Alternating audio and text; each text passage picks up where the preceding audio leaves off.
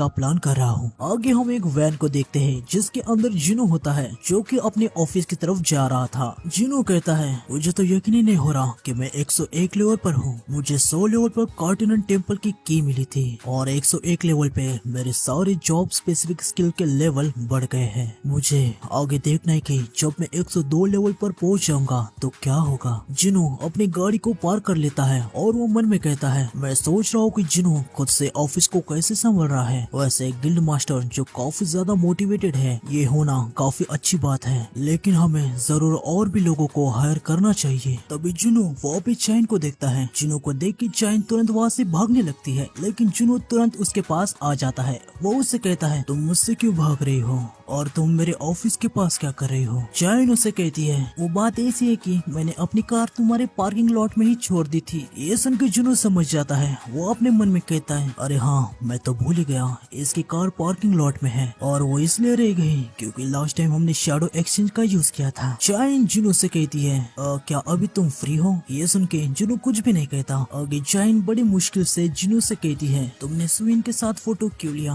क्या वो सच में अब तुम्हारे लिए काम कर रही है। अगर ऐसी बात है तो वो क्यों हायर हुई और मैं नहीं। क्या एक इस रैंक किसी ए रैंक से बेहतर नहीं है। क्या तुम दोनों डेट तो नहीं कर रहे ना। मैं ये सब तुम्हें इसलिए पूछ रही हूँ क्योंकि ब्यूंगो चाहता था कि मैं तुमसे तुम्हारे पावर के बारे में तुम्हें एक मैसेज पहुँचाऊँ। ये सुन के जुनू काफी ज्यादा हैरान हो जाता है। वो चैन से कहता है रुक जाओ, चलो ऊपर जाके बात करते हैं। आगे वो दोनों ऑफिस में आ जाते हैं। चैन कहती है यहाँ पे तो कोई भी नहीं दिख रहा। जुनू उसे कहता है वॉइस गिल्ड मास्टर अभी भी अपने काम से बाहर है। ये सुन के चैन बहुत ज्यादा नर्वस हो जाती है और वो कहती है इसका मतलब ये है कि हम बस दोनों ही हैं यहाँ पे। जुनू चैन के लिए कॉफी बनाने लगता है और वो उसे पूछता है तो मिर्चा मुझे पता है कि ब्यूंगो ने मेरे लिए मैसेज कैसे छोड़ा। चैन उसे कहती है उस दिन मैंने एक आवाज सुनी। आगे हम देखते कि चैन मरने ही वाली थी पर वहाँ पे ब्यूंगो उसका हाथ पकड़ के उसे बचा लेता है और वो चैन से कहता है प्लीज उसे बताओ उसके अंदर जो पावर्स है उसे वो बच के रहे। किसी ने मुझे अनंत अंधेरे में खींच लिया, अब मैं खुद नहीं रहा, लेकिन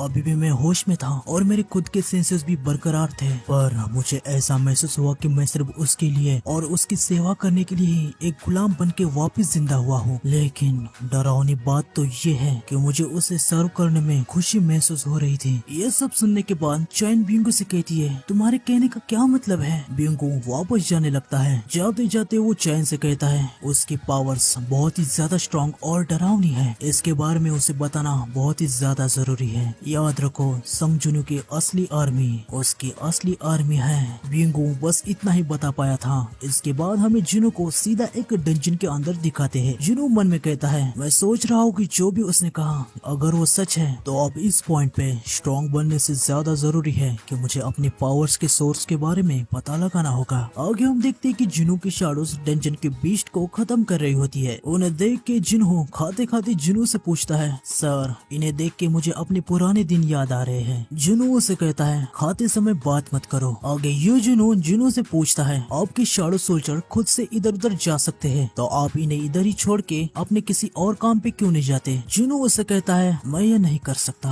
पहले जुनू अपने मन में कहता है जितना मैं दूर रहता हूँ मुझे उतने ही कम एक्सपीरियंस पॉइंट मिलते हैं। तभी पीछे एक एंट बीस्ट को खा रही थी। जुनू को वो दिखाता है और उसे कहता है मुझे नहीं पता कि अगर मैं इन पे नजर नहीं रखूंगा तो ये लोग क्या करेंगे। जुनू कहता है अच्छा तो ऐसी बात है सर। आगे ये जुनू से पूछता है वैसे आपकी सिस्टर अब कैसी है, वो काफी कठिन समय से गई है। जुनू उसे बताते हैं डॉक्टर ने कहा है कि उसे अभी आराम की जरूरत है, मेरा सबसे भरोसे वाला शैडो उसकी देखरेख कर रहा है तो अभी वो सेफ होगी। ये कहते समय जुनू को कुछ याद आ जाता है। वो अपने मन में कहता है मुझे अभी याद आया, मुझे उसे चेक करना चाहिए। आगे हम देखते कि जुनू अपनी आंखें बंद कर लेता है और अपनी शैडो प्रिजर्वेशन स्किल को यूज करता है। इस स्किल से वो अपनी शैडो को तो प्रिजर्व कर ही सकता है और उन्हें अब देख भी सकता है। आंखें बंद करने के बाद जुनू अपने मन में कहता है शेयर सेंसेस, इस इफेक्ट से मैं वो देख सकता हूँ जो मेरे शैडो सोल्जर देख रहे हैं। चलो देखते हैं जिना अभी कैसी है। आगे हम देखते हैं कि जिना सोफे पे आराम कर रही थी पर बेरू टीवी में ड्रामा देख रहा था। ये सब देख के जुनू का मूड थोड़ा सा खराब हो जाता है। वो अपने मन में कहता है जिन्हा तो आराम कर रही है। फिर वो बेरू के बारे में मन में कहता है तो इसलिए बेरू ऐसे फनी तरीके से बात करने लगा है। क्या उसे ऐतिहासिक ड्रामा देखना पसंद है। आगे जुनू अपनी माँ को देखता है, वो भी सेफ होती है। फिर वो बेक और चोई को देखता है जो कि हर बार की तरह अपनी मस्ती में रहते हैं। और फाइनली वो चैन को देखता है जो कि नहा रही थी। यह देख के जुनू तुरंत अपने शेयर सेंसेस इफेक्ट को बंद कर देता है और जोर से चिल्लाने लगता है। जुनू जुनू से कहता है, सर क्या आप 1 सेकंड के लिए झपके ले रहे थे क्या? जुनू से कहता है नहीं। फिर वो मन में कहता है मुझे इसके लिए उससे माफी मांगनी चाहिए, शायद मैं उसके लिए रात का खाना या कुछ और खरीद लूं। आगे जुनू से कहता है, वैसे सर आपने न्यूज देखी, जापान में शिंजुकू में एक काफी बड़ा एस रैंक का गेट अपीयर हुआ है। अगर उसे 3 दिन में क्लियर नहीं किया गया तो डंजन ब्रेक हो जाएगा। मैंने सुना है कि जापान पूरी दुनिया से हंटर को रिक्रूट कर रहे हैं, क्या उन्होंने आपसे कांटेक्ट किया? जुनू मन में कहता है गेट को अपीयर हुए इतना टाइम भी हो गया। फिर जुनू से कहता है, हाँ मुझे कॉल तो आया था, मैं अभी इस पर सोच रहा हूँ क्योंकि मेरे पास दूसरे भी मामले हैं जिस पे मुझे ध्यान देना है। आगे जुनू कार्डिनेंट टेम्पल की निकालता है। टेम्पल को ओपन होने में अभी बस 26 आवर और 51 मिनट ही रह गए हैं। जुनू मन में कहता है सिस्टम की तरफ से मुझे खुद बुलावा आया है, मैं ये जानना चाहता हूँ कि मुझे वहाँ पे किस प्रकार के जवाब मिलेंगे। आगे जुनू अपने मन में सिस्टम के ओनर से कह रहा होता है, आखिर तुम हो कौन? तो मैंने लगता कि तुम्हें इसके बारे में मुझे अब बता देना चाहिए। ये डंजन अब क्लियर हो चुका था। जुनू और जुनू बाहर जाने लगते हैं। जुनू मन में कहता है अब बस एक ही दिन बाकी है, जल्दी मुझे सच्चाई का पता लग जाएगा। जुनू से कहता है अगर तुम्हारा खाना हो गया हो तो क्या हम हमारे काम पे चले? जुनू कहता है कि हाँ सर बिल्कुल चलते हैं। आगे हमें जापान की तरफ का सीन दिखाते हैं जहाँ इन्होंने यूरी ऑर्लॉफ को बुला लिया था। यूरी कहता है मेरा नाम है यूरी ऑर्लॉफ और तुम्हें इसके बारे में तो पता ही होगा कि दुनिया में लोग मुझे बेस्ट सपोर्ट टाइप हंटर से जानते हैं। मुझे ब्लेड गिल्ड द्वारा भेजी गई फाइल देखने का मौका मिला और मैं ये कहना चाहता हूँ कि सारे रहवासियों को निकालने का डिसीजन काफी स्मार्ट था। हालांकि ऐसा लग रहा है कि आपके पास मैन पावर की कमी है। सुगीमोटो कहता है हाँ, हर गिल्ड का एक एस रैंक का हंटर जापान में जितने भी ए रैंक के डंजन अपीयर हुए हैं उनको संभाल लेंगे। ये हमारे गिल्ड के लिए भी सेम है। हम 3 रेड में पार्टिसिपेट करने वाले हैं और एक एस रैंक का हंटर पीछे रहने वाला है। ये सुन के यूरी कहता है नहीं ऐसा नहीं होगा, तुम्हें इस प्लान से तुम्हारे देश को कैसे प्रोटेक्ट करोगे? आगे यूरी बहुत ही ज्यादा घटिया तरीके से हंसने लगता है और इनसे कहता है मुझे 3.6 बिलियन डॉलर चाहिए, ये एक दिन में 10 मिलियन डॉलर होगा। मुझे हायर कर लो और मैं गेट को उतना होल्ड करूंगा जितना तुम चाहो। ये सुनने के बाद सुगीमोटो को काफी ज्यादा गुस्सा आ जाता है। वो यूरी से कहता है क्या एक दिन का 1 मिलियन डॉलर? यूरी कहता है हाँ, टोटल 1 साल के लिए 3.6 बिलियन डॉलर और तुम्हारा देश बच जाएगा। मैं 36 ट्रिलियन डॉलर की मांग नहीं कर रहा, ये थॉमस आंद्रे से काफी कम है जो तुम्हें चार्ज करता। ये सब सुनने के बाद मिनोरू कनाए से कहता है कनाए क्या तुम्हें रशियन पता है? वो शराबी आखिर क्या कह रहा है? कनाए कहती है मुझे नहीं पता, लेकिन ये सुनने में बिल्कुल भी अच्छा नहीं लग रहा। आगे यूरी सुगुमोटे से कहता है तो तुमने क्या सोचा, एक दिन में 10 मिलियन डॉलर दे के नेशनल हीरोज बनोगे या कुछ पैसों के लिए अपने देश को ऐसे ही मुसीबत में छोड़ दोगे? क्या तुम्हें सच में लगता है कि अब तुम कुछ चूज करने की हालत में हो? तुम्हें तो अपने हाथ नीचे करके मेरे सामने झुकना चाहिए और मेरे बूट्स को चाटना चाहिए। ये सब सुन के सुगुमोटो उससे कहता है मुझे लगता है आप अपनी स्किल पे कुछ ज्यादा ही कॉन्फिडेंट हो। यूरी कहता है हाँ बिल्कुल मैं हूँ, 100 से भी ज्यादा लूजर्स जो आपके पीछे है, मैं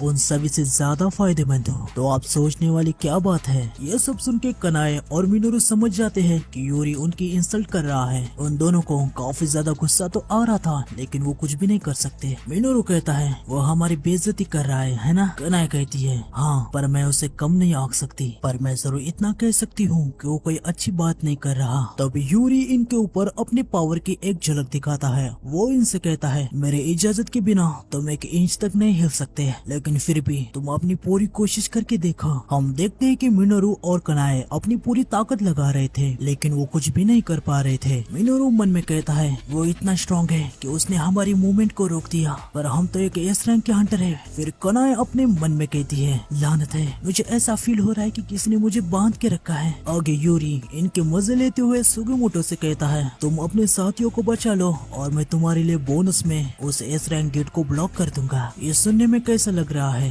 ये काफी अच्छा ऑफर है ना? सुगीमोटो उसे कहता है आपके एबिलिटी दिखाने के लिए थैंक यू, हालांकि मुझे नहीं लगता कि गवर्नमेंट आपके बताए हुए प्राइस के लिए साइन करेगी। सुगीमोटो कांपते हुए अपने मन में कहता है क्या इस बंदे पे भरोसा करना हमारा बेस्ट चॉइस है या फिर हमारे लिए बस एक बेट होगा। फिर सुगीमोटो यूरी से कहता है मैं अपने शब्दों को वापस लेता हूँ, अगर आपको कोई दिक्कत ना हो तो क्या मैं एक कॉल कर सकता हूँ? यूरी उसे कहता है कि हाँ कर लो। आगे हम जिनू को देखते हैं जो कि कहीं पे जा रहा था। वो अपनी माँ से कहता है मैं जा रहा हूँ। जिनू की माँ उसे कहती है जिनू मुझे तुम्हारे लिए चिंता करने की तो कोई जरूरत नहीं है ना? ये सुन के जिनू थोड़ा सा हैरान हो जाता है, लेकिन वो तुरंत अपनी माँ से कहता है बिल्कुल नहीं माँ, मैं बस एक अपॉइंटमेंट के लिए जा रहा हूँ, मैं जल्दी वापस आ जाऊंगा। आगे हम देखते हैं कि कार्डिनन टेम्पल खुलने के लिए बस 1 ही मिनट रह गया था। आगे वो 1 मिनट भी गुजर जाता है। जिनू चाबी को बाहर निकालता है। सिस्टम जिनू को बता देता है कि कार्डिनन टेम्पल की लोकेशन अब रिवील हो गई है। तो आज के एपिसोड में बस इतना ही, मिलते हैं नेक्स्ट एपिसोड में। सायोनारा।